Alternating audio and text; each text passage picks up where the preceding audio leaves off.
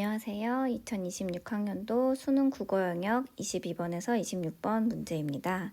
대부분의 학생들이 이제 문학 작품, 특히 이제 시를 굉장히 어려워하는데, 이제 시 같은 경우는 물론 해설을 완벽히 할 수 있으면 좋겠지만 그게 어렵더라도 문제를 풀 수는 있어요. 그 지문의 모든 힌트가 나오기 때문입니다. 그래서 지금은 이번에는 저희가 아무런 배경 지식이 없을 때 문제를 푼다, 즉 처음으로 이제 이 문제를 접한다라고 했을 때를 가정하고 문제를 좀 풀어보겠습니다. 네, 한번 여기 나온 거를 이제 여기 나온 시들은 시와 글은 한번 쭉 읽었다고 가정하고 바로 문제부터 한번 풀어볼게요. 자, 보겠습니다. 22번 가다에 대한 설명으로 가장 적절한 것은 하면서 계절을 나타낸 소재로 탈속적 태도, 비교하며 세태를 비판, 연쇄적 표현을 통해 주체의 태도 변화, 가정적 표현을 통해 대상의 속성 해서 이거는 어떤 해석을 요하는 문제가 전혀 아닙니다. 그냥 팩트를 찾았느냐에 대한 문제이기 때문에 이건 내용을 전혀 몰라도 풀 수 있어요. 한번 볼게요. 가는 계절을 나타내는 소재로 시적 분위기를 조정하고 있다. 계절을 나타내는 소재라고 하면 뭐예요? 우리 가을 하면 뭐가 생각납니까? 단풍. 나와야 되는 거죠. 네, 겨울 하면 뭐예요? 눈이 나와야 되는 거죠. 이런 거 말하는 거예요. 여기 나와 있나요? 없습니다. 계절을 나타내는 소재가 없어요. 별? 계절이 나타나나요? 목소리? 없습니다. 소금? 전혀 없어요. 그래서 없습니다. 그래서 1번은 땡이고요. 자, 2번 보겠습니다. 나는 자연을 관조하며 이제 멀리서 바라보며 시적 상황을 탈속적 태도로 바라보고 있다. 탈속적이라고 하면 뭘까요? 나는 이제 이 세상에 대해서 더 이상 관심이 없어. 나는 달관했어. 너네들이 밥을 벌어먹고 살든 돈을 많이 벌어먹고 살든 나는 아무 상관없어. 그냥 자연이나 즐길래. 이런 내용이 보통 탈속적 태도죠. 세상과는 나는 전혀 상관없어. 나는 나만의 세계에서 그냥 살 거야. 이런 내용이에요. 근데 나의 그런 내용이 있나 한번 보겠습니다. 자, 햇살뿐이냐 이런 거 나오다가 갑자기 그리움 사라지냐, 이별까지 나는 마당에 기다림 왜 뭐냐, 무슨 것이냐 하면서 그래 밤이면 뒤척여서 산을 우는 소리도 들어보고 일어나서 계곡 목소리를 들어봐라 하면서 세상은 정말 환하다, 하늘은 정말 눈부시다 하면서 딱히 탈속적인 태도는 보이지가 않아요. 탈속적 태도는 뭐예요? 나는 뭔가 관심이 없고 무력에도 관심이 없고 세상만사 다 귀찮다, 이런 내용이 나와야 되는데 그런 태도가 나와 있지 않다는 거예요. 내가 이걸 해석했을 때 이거 밤 뒤척여 산 우는 소리, 새벽 퍼뜩 깨어난 계곡 물소리 이런 게 다 세속적인 거 아니에요? 라고 하면 모든 소재가 사실 다 세속적으로 탈속적으로 보일 수 있는 거예요. 그렇기 때문에 이런 거는 일반적인 거를 적용해서 봐야 된다. 그래서 이런 게 없습니다. 자, 보기 3번 볼게요. 다는 글쓴이와 타인의 생각을 비교하며 세트를 비판하고 있다. 비교가 있으면 남들은 일반적으로 그렇지만 나는 그렇지 않다. 이런 게 나와야 되겠죠. 자, 여기서는 그런 내용이 전혀 없습니다. 소리는 한 가지가 아닌데 어쩌고 쓸모있는 소리, 좋은 소리 이러면서 체립은 좋은 소리 나는 게 가깝습니다. 이러쿵 저러쿵 체립은 참 그래도 잘하고 있다. 이런 내용을 하고 있는 거죠. 그래서 얘도 비판하고 비교, 비판 이런 거 둘 다 나오지 않았어요. 없습니다. 자, 4번 볼게요. 가와 다는 모두 연쇄적 표현을 통해 주체의 태도 변화 과정을 보여주고 있다. 연쇄적인 표현은 뭐예요? 이게 좋은 비유는 좀 아니지만 연쇄살인이라고 하면 어때요? 한 번 끝나고 바로 또 다음 첫 번째, 두 번째, 세 번째 연속해서 이제 범죄를 저지르는 거를 이제 연쇄살인, 연쇄범죄 이런 걸 하죠. 연쇄라는 게 그런 거예요. 계속 꼬리에 꼬리를 물고 계속 나가야 되는데 어때요? 가에 그런 게 있나요? 읽어보면은 그런 게 없어요. 연속해서 뭘 가지고 계속 그 얘기를 하는 건 없죠.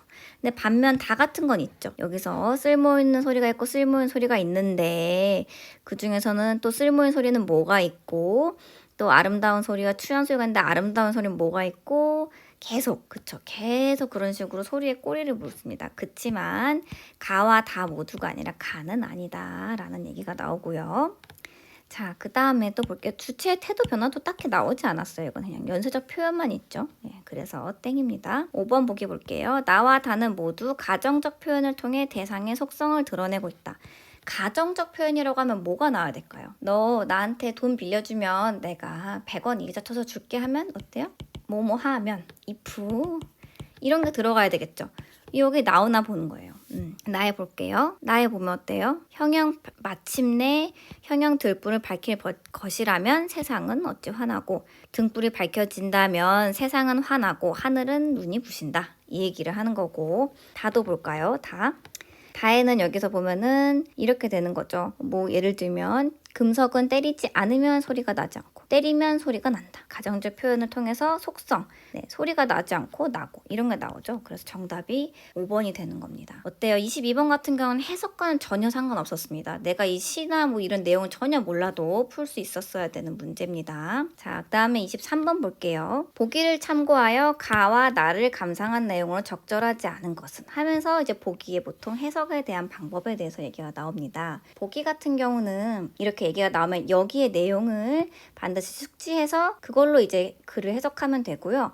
포인트는 뭐냐면 보기를 참고하였기 때문에 보기와 반대되는 내용, 보기에 없는 내용이 들어가면 그게 틀리겠죠. 보기를 가지고 해석을 해야 되는 거예요. 왜냐면 시 같은 경우는 나중에 조금 더 보시겠지만 지금은 이제 우리가 해석을 공부할 때 보통 한 가지로 이런 해석을 한다라고 공부를 하지만 실질적으로는 동일한 시라고 하더라도 굉장히 다양한 해석이 있어요. 근데 우리가 이제 그 중에서 뭐 교과 과정에서 배우는 거는 대표적인 거 하나, 주류가 되는 해석을 하는 거죠. 근데 수능에서는 어때요? 모든 이제 해석의 관점을 다 다룰 수는 없겠죠. 그래서 그 중에서 특히 하나의 관점을 가지고 해석해라라고 의견을 주는 거예요. 이해가 되셨죠? 그렇기 때문에 이 관점에 대해서 정확히 이해하고 그걸 적용했는가를 보면 됩니다. 그러면 어떤 거냐면 이게 더 좋아요. 자유롭게 해석을 할 필요가 없어요. 내가 막 이게 무슨 뜻이지 해석을 할 필요가 전혀 없고 보기의 내용대로 그냥 일단 적용하시면 돼요. 그냥 적용하시면 돼요. 한번 보겠습니다. 보기. 가와 나는 밝음과 어두움의 이미지를 활용한 양상이 서로 다르다. 모양과 상태죠. 두 개 사용하는 사양이 정말 다르다는 겁니다. 반대된다는 얘기겠네요. 자, 하나만 보면 나머지 건 반대라는 거예요. 볼게요. 가는 연대를 상실한 암울한 현실 상황을 어두운 밤으로 표상하고 이제 이미지화한다. 빛이 회복되는 미래에 대한 소망을 드러낸다. 이러한 소망은 소금을 뿌리며 그리운 일을 찾아다니는 행동으로 형상화된다. 볼게요. 가는 우리가 일반적으로 배우는 거네요. 밤, 어둠은 이제 부정적인 거죠. 영대를 상실했다. 이런 거고 반대로 어때요? 빛. 이거는 이제 긍정적인 거겠죠? 어떤 미래에 대한 소망이 드러나는 거네요. 근데 이건 어떻게 해요? 그래가지고 소금을 뿌리며 그리운 일을 찾아다닌다. 이런 모습을 보인다는 거예요. 이렇게 한대요. 자, 나는 그럼 어떨까요? 반대되는 이미지가 아니겠죠? 볼게요. 나는 자연 속에서 공존하고 있는 명암의 이미지를 바탕으로 성숙에 대한 성찰을 드러낸다. 일단 가는 대조가 있는데 얘는 대조는 아니네요. 그쵸. 대조가 아닙니다. 그냥 공존하고 있다가 포인트예요. 공존. 이해되셨죠? 그래서 명암의 이미지를 바탕으로 성숙에 대한 성찰. 얘는 그냥 성숙에 대한 생각을 하고 있는 거구나. 이러한 성찰은 자연물과 내면을 동일시하며 시간의 흐름에 따른 변화의 양상을 그려내는 방식으로 나타낸다. 자, 자연물, 내면을 동일시하고 시간에 따른 변화를 그냥 보여준다. 그냥 시간이 지나면 밤이 지나면 낮이 오고 낮이 지나면 밤이 오고 이런 얘기를 하는 건다라는 얘기를 하네요. 포인트는 얘는 대조를 하고 있고 얘는 그게 아니라 공존한다라는 것은 완전히 다르죠. 빛과 어둠을. 자, 볼게요. 가에서 사방을 둘러보며 발자국 소리가 들리지 않음을 확인하는 것. 여기네요. 사방을 둘러보아도 발자국 소리가 들리지 않는다. 등불 하나 켜둔 이가 보이지 않고 등불 뒤에 속삭이며 밤 지키는 발자국 소리가 들리지 않는다 라고 하는 건 어때요? 여기서 밤을 지키는 이의 눈을 피해 다니며 그리운 존재를 찾고 있는 암울한 존재. 여기는 있는데 요거 맞죠? 그쵸? 그리운 존재를 찾고 있는 암울한 세상은 맞는데 밤을 지키는 이의 눈을 피해 다니는지가 이제 포인트네요. 자, 볼게요. 자, 사방을 둘러보아도 등불 하나 켜둔 이가 보이지 않는다. 여기서 등불이 뭘까요? 빛이니까. 빛을 갖고 있는 건 어때요? 미래의 소망을 갖고 있는 사람. 그런 사람이에요. 그런 사람을 내가 피해 다닙니까? 아니죠. 이 사람을 내가 지금 찾고 있는 거잖아요. 이 그리운 존재, 이 사람을 내가 찾고 있는 거예요. 내가 지금 사방을 둘러보아도 이 빛을 켜둔 사람이 보이지가 않아. 그리고 그 빛 뒤에 속삭이며 밤을 지키는 발자국 소리. 등불 뒤에 속삭이며 밤을 지키는 이것도 누구예요? 등불 켜둔 사람이잖아요. 같은 사람이잖아요. 그게 들리지가 않아. 아무것도 보이지 않아. 라고 하면 어때요? 여기서는 찾아다니는 행동을 형상화되는 거랑 완전 반대죠. 완전 반대예요. 그래서 정답이 1번입니다. 이해되셨지요? 빛을 갖고 다니는 사람은 당연히 내가 소망하는 사람이겠죠. 여기 힌트가 나오잖아요. 그래서 이건 아닙니다. 자, 그래서 보기 2번을 볼게요. 가에서 오던 길을 소금들이 환히 비춰주는 것은, 오던 길을 여기 소금이 그대로 비춰주고 있는 거 여기죠. 되살아날 미래를 기대하게 한다는 점에서 빛의 회복에 대한 소망이 실현될 수 있음을 암신하겠군. 요거는 뒤에 건 이제 보기에 대한 내용이고요. 우리가 뿌린 소금들 반짝반짝 별빛이 되어 오던 게 환히 비춰주어 있으니 그 위에 그래도 두고 온 것은 빛나는가 빛을 품으면서 한 번은 되살아나는가 하면서 그래 한 번은 되살아나나 하면서 내가 오면서 뿌렸던 소금들이 빛이 되어서 오던 길을 비춰주고 있다라고 하면 이건 맞는 얘기죠. 그쵸? 나를 볼게요. 나에서 반짝이는 잎새와 그늘을 함께 지는 감나무 아래 평상을 놓는 것은 여기죠. 평상을 놓는 것은 밝음과 어둠, 반짝이는 잎이 빛이고 그늘이 어둠이니까 이 두 개가 어우러져 있는 자연에서 내면에 대한 성찰을 이어가고 있음을 나타내는군. 이거죠? 맞습니다. 이 설명이 그대로 적용되는 거예요. 그대로 해석을 한 거죠. 가에서 4번입니다. 별 하나 눈 뜨지 않는 밤은 여기입니다. 별 하나 눈 뜨지 않는다. 함께하던 이가 보이지 않는 상실의 상황을 별 하나 눈 뜨지 않는다. 밤 어때요? 밤이죠. 밤 부정적인 상실의 상황 나왔죠. 맞죠? 나에서 잠 뒤척이는 밤은 여기 잠 뒤척이는 밤은 감처럼 익어가는데 필요한 성숙의 시간을 의미하겠군. 네, 여기 성숙의 시간. 밤은 공주는 시간. 그래서 밤이 땡감해서 기다림 나를 익어가지고 간다. 그런 얘기로 맞는 거죠. 자, 5번 갑니다. 가에서 빛나는 때를 위해 저녁부터 새벽까지 길을 걷는 행동과 그리고 나에서 짙푸른 감들이 등불을 밝힐 것이라는 전망은 모두 밝음이 나타나는 것이라는 인식을 드러내는군. 네, 그렇습니다. 어쨌거나 여기서는 가에서는 요거를 하는 거는 이제 부정적인 거를 이제 극복하기 위한 미래에 대한 소망을 나타내는 거고 나에서는 이제 그냥 공존이죠. 밤이 지나가면 자연스럽게 낮이 되고 밝음이 되는 거지만 여기에선 어떤 그런 전체적으로는 밝음이 곧 나타난다라는 인식을 나타내고 있다. 라는 점에서는 맞습니다. 그래서 23번에는 보기 1번이 정답이었습니다. 꼭 보기에 나온 그 키워드가 그대로 적용되는지만 보시면 돼요. 자, 24번 문제 볼게요. 기역과 리을에 대한 이해로 적절하지 않은 것. 기역은 이제 여기 한 목소리, 리을은 가의 외마디 소리, 다의 디귿이 있고요. 사람의 소리, 리을이 좋은 소리가 있습니다. 여기서 한번 보면은 자, 기역이 목매게 부르짖는 것과 니은을 찾고자 숨가쁘게 길을 넘는 것에는 모두 그 대상을 향한 간절한 마음이 드러난다. 볼게요. 잊혀진 목소리가 살아나는 때가 있다. 잊혀진 한 목소리, 잊혀진 다른 목소리의 끝을 찾아서 목매이게 부르짖다 잦아드는 때가 있다. 목이 메이게 우리가 뭔가를 찾다가 막 계속 하다 보면 힘들어서 이제 좀 잦아지고 있죠. 잦아드는 외마디 소리를 찾아 칼날을 세우고 우리는 이 새벽길을 숨가쁘게 넘고 있는가. 그쵸? 이거를 찾기 위해서 또 그 목소리를 찾아서 그 잦아드는 소리를 또 찾아서 우리가 찾고 있는가 라는 거는 간절한 마음이 드러나고 있는 거죠. 그걸 찾기 위해서 하는 거니까. 보기 2번 보겠습니다. 자, 디귿 중에는 쓸모는 있지만 남들이 듣고 미워하는 소리가 있는 한편 리을은 아니지만 남들이 듣고 좋아하는 소리도 있다. 사람의 소리 말하는 거예요.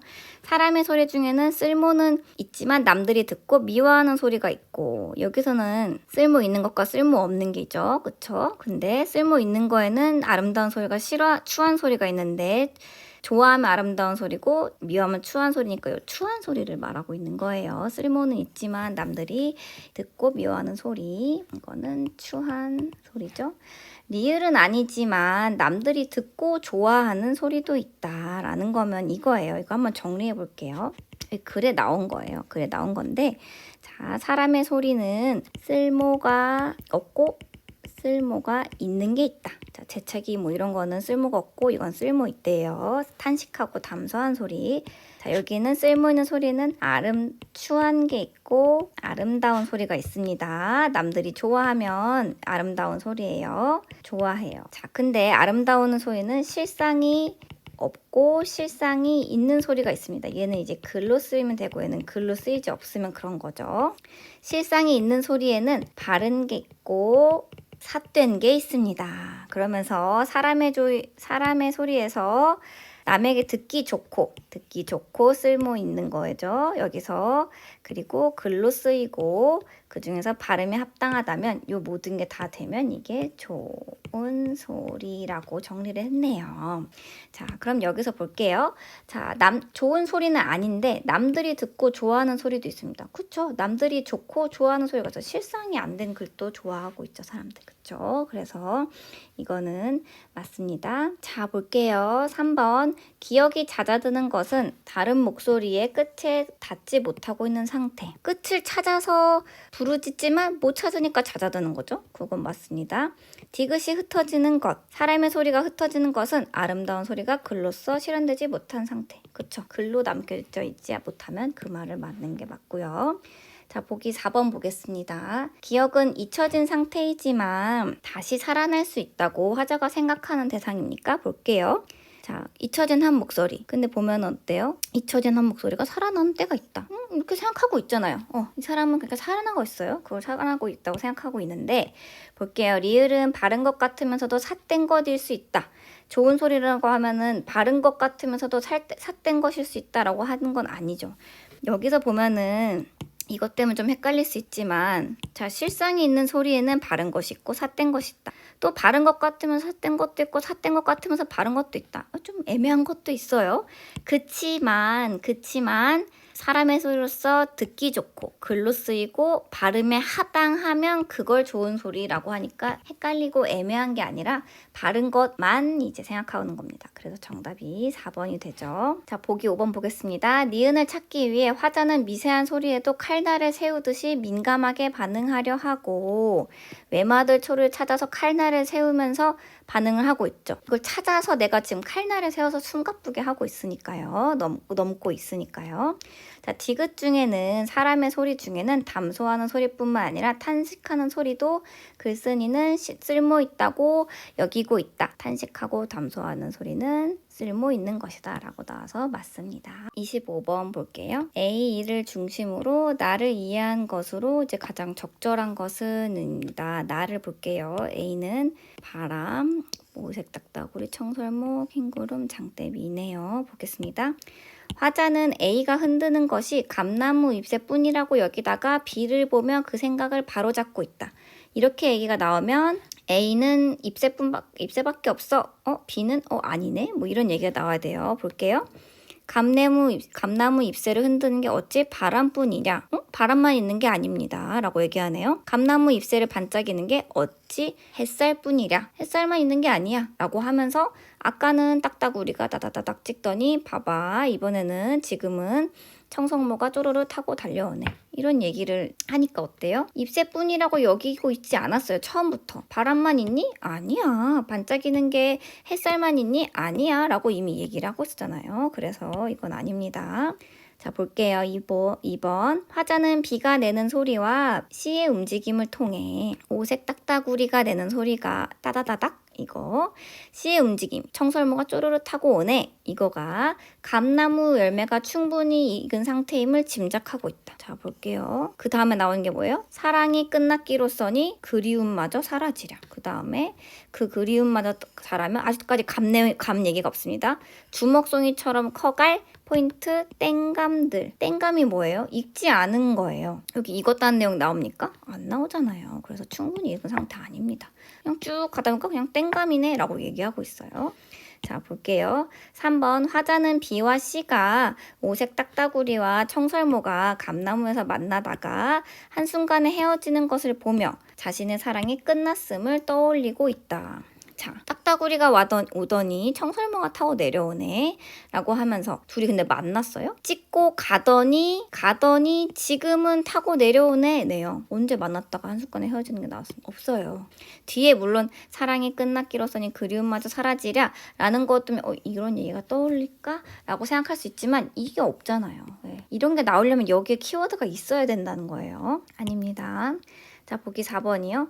화자는 감나무 열매가 자라는 과정에서 D를 만나기도 하고 흰구름을 만나기도 하고 이 장대비를 만나기도 하는 일이 유의미하다고 여기고 있다. 자, 볼게요. 자, 때로는 머리 위로 흰 구름을 이고 때로는 온종일 장대비를 맞아보게. 이거 한번 해보게. 이별가의 나눔 마당에 기다림 웬 것이라만 하면서 해보게. 그 기다림이 날로 익으니 서러움까지 익어서 짙푸른 감들. 이렇게 쭉 나가면서 해보라. 이거 한번 해봐. 라고 하면서 여기는 유의미하다고 여기고 있어요.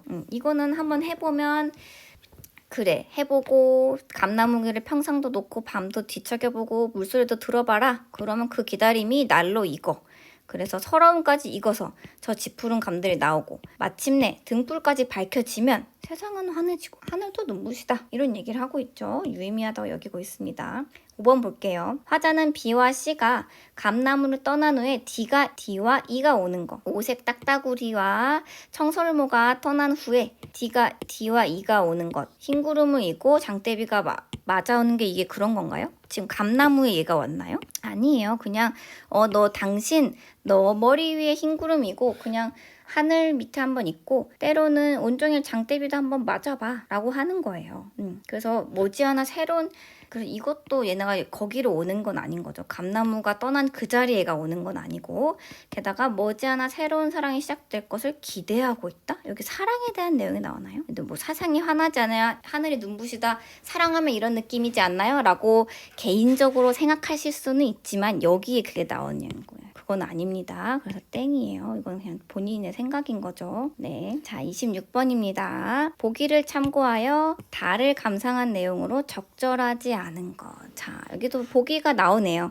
자, 보기에 대한 해석을 봅시다. 달은 마음에서 기가 움직여 뜻이 소리로 나오는 데 있어 도리에 합당해야 좋은 글이라는 글쓴이의 문학론을 바탕으로 상대의 문장을 평가하며 칭찬과 당부를 전하고 있다. 그래서 좋은 글에 대해서 생각을 하면서 체립에게 그 문장을 평가하면서 그래 참 잘해 이렇게 얘기하고 있었죠. 여기서 볼게요. 보기 1번입니다. 만물이 소리나는 이치에서 시작하여 사람이 소리를 내는 이치를 밝히며 소리를 화두로 삼아 문장에 대해 말하고 있다. 만물이 소리를 내게 되는 건 무엇인가 쭉 하면서 뭐 금속이 소리를 내는 것은 초목이 소리를 내는 것은 하면서 여기서 또 사람이 소리를 내게 하는 것은 기이다 하면서 쭉 얘기가 나오죠. 그래서 문장에 대해 말하고 있는 게 맞습니다. 자, 그 다음에 소리가 지닌 상반된 특성들이 서로 균형을 이루어야 좋은 소리임을 제시했다.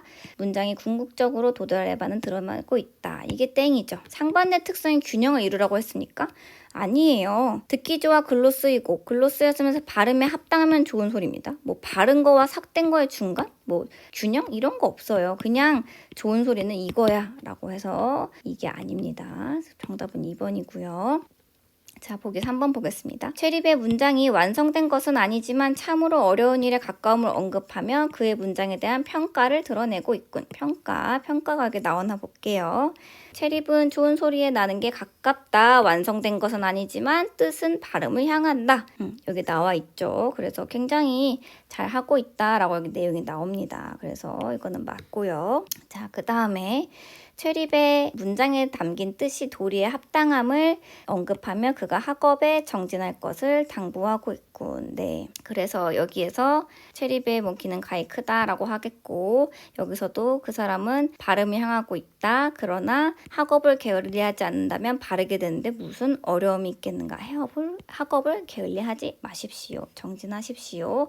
당부를 여기다 하고 있습니다. 자, 마지막 5번일게요. 글로 드러난 체립의 소리가 크게 나는 것이 그의 마음과 기에서 비롯됨을 언급하여 큰 뜻을 크게 드러내고 있음을 칭찬하고 있군. 여기 있네요. 자, 체립은 소리가 크니 그 본체가 큰 것을 알만하다 하면서 기가 쭉 나오죠. 사람의 소리는 기가 크면 그 소리가 크게 나고 기가 작으면 그 소리가 작게 나니 체립의 기는 가히 크다고 하겠다 하면서 얘기를 하고 있습니다. 그래서 이번에 나왔던 이제 문제 같은 경우는 제가 방금 해설을 하나도 해드리지 않았지만 여기 나오는 그냥 글, 여기 나오는 보기 그것만 가지고도 풀 수가 있었습니다. 그래서 너무 문학 작품에 대해서 어려움을 갖지 마시고 여기 나온 글을 처음 본다 하더라도 여기 나온 시를 처음 본다 하더라도 보기와 지문을 가지고 얼마든지 충분히 푸실 수 있다라는 걸 자신감을 가지시기 바랍니다. 수고하셨습니다.